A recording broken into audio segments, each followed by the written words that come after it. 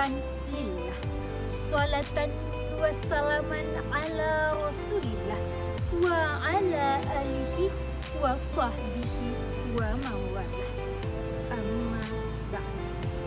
Qala Allah Ta'ala fil Qur'anil Karim, a'udzu billahi minasy syaithanir rajim. Bismillahirrahmanirrahim. Syahrul Ramadan alladzi unzila fihi al-Qur'an hudan lin-nasi wa bayyinatin minal huda wal furqan. Shadaqallahul adzim.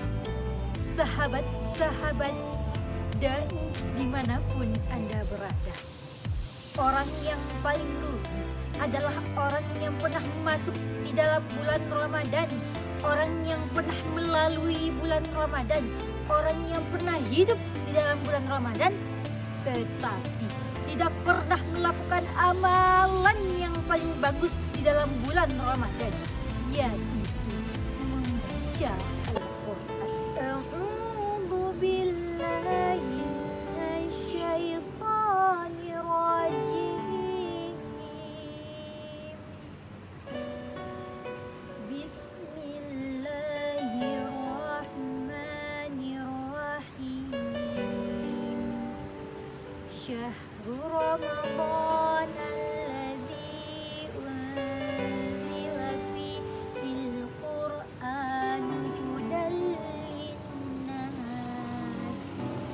hudan lin-nasi wa bayyinatin minal huda wal furqan.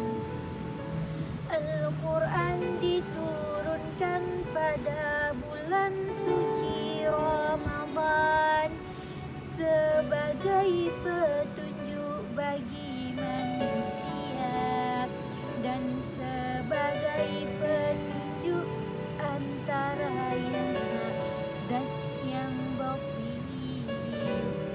Quran Surah Al-Baqarah ayat 108.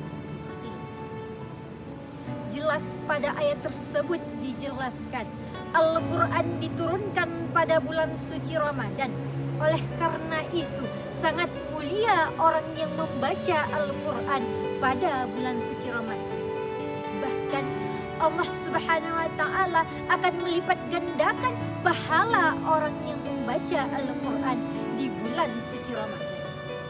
Iqra'ul Quran, bacalah Al-Quran, fa innahu ya'ti yaumal qiyamah. Maka bahwa sesungguhnya Al-Quran nanti akan datang pada hari kiamat. Syafi'atan lil ashab, memberikan syafaat.